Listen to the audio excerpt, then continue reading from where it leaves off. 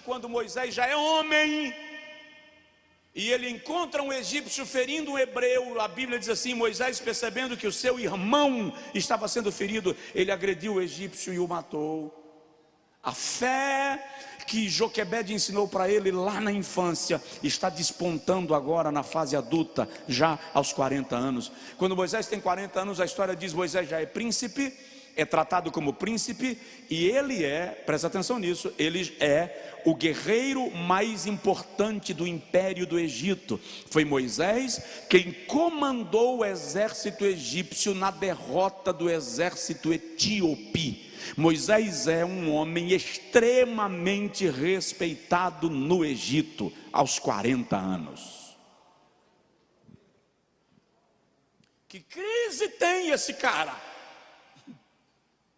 Nenhuma. Porém, o que eu quero compartilhar com você hoje à noite é que aconteceu uma tragédia na vida de Moisés. Ele matou um egípcio.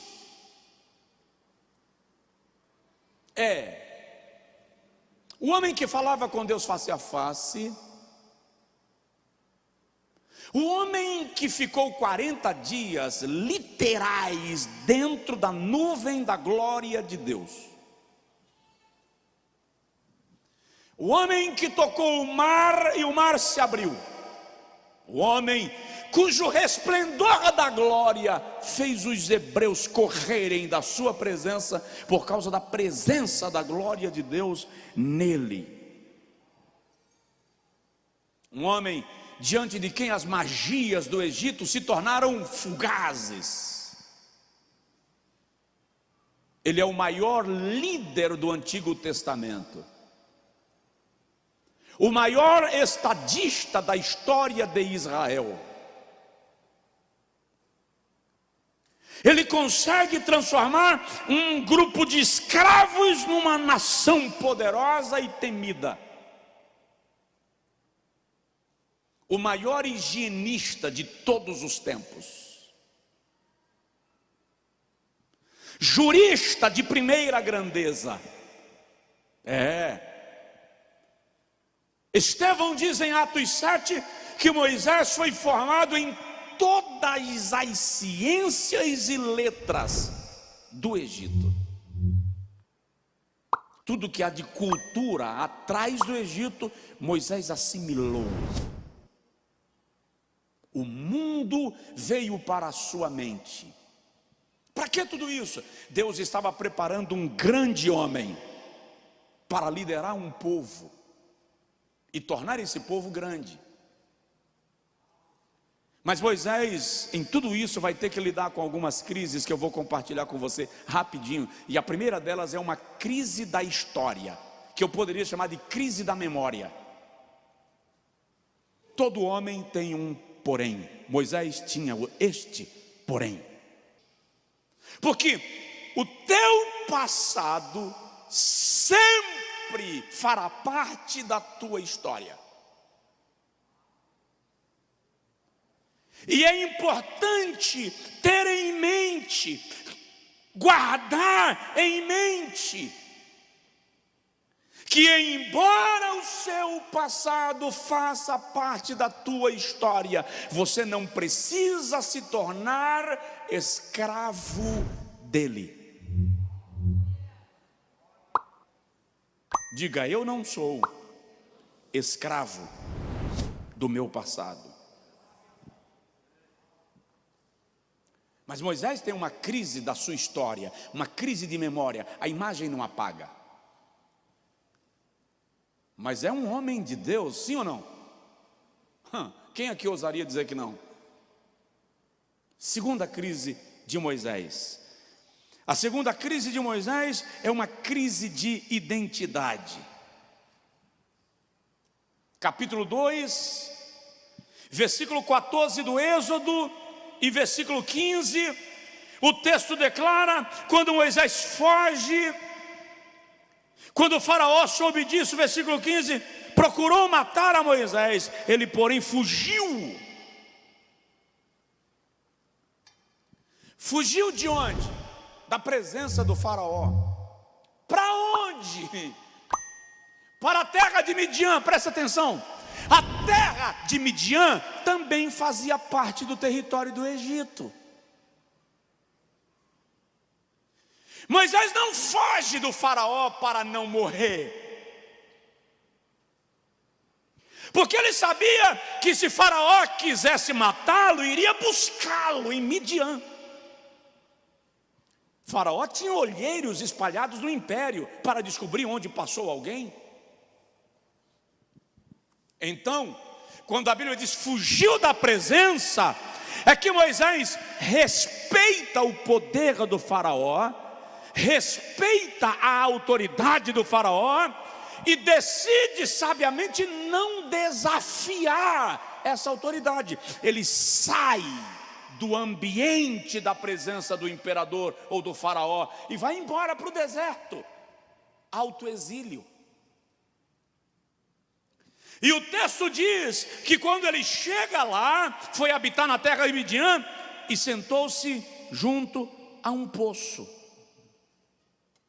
sem ter para onde ir, sem muita direção. O homem que tinha muitos servos lá no palácio, agora vai se tornar servo de alguém. O homem que vivia no palácio com abundância, agora está no deserto. Isso gera uma crise.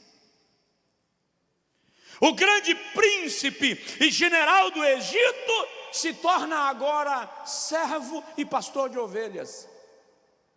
E presta atenção, Gênesis capítulo 46 diz que os egípcios tinham a função de pastor de ovelhas como abominação. 46:34. Os egípcios viam a cultura de pastorear ovelhas como algo abominável, desprezível, nojento, sem honra. O general virou pastor de ovelhas. É o empresário que se tornou funcionário. É o rico que ficou pobre. O juiz que virou réu. O belo que se sente feio. O popular que se sente antipatizado. Você se pergunta quando isso acontece, você se pergunta por você mesmo: onde eu estou? Quem sou eu? De onde vim? Para onde vou? Onde eu me encontro? Quando você perde a sua identidade, quando você se desconhece, quando você não encontra mais a si mesmo, a vida perde o sentido, a razão de ser.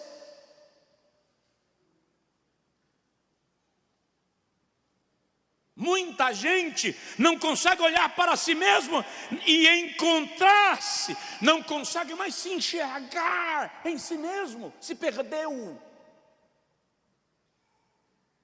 A igreja está cheia de pessoas assim, frustradas com a vida, fracassadas em si mesmas, com vergonha de si mesmas,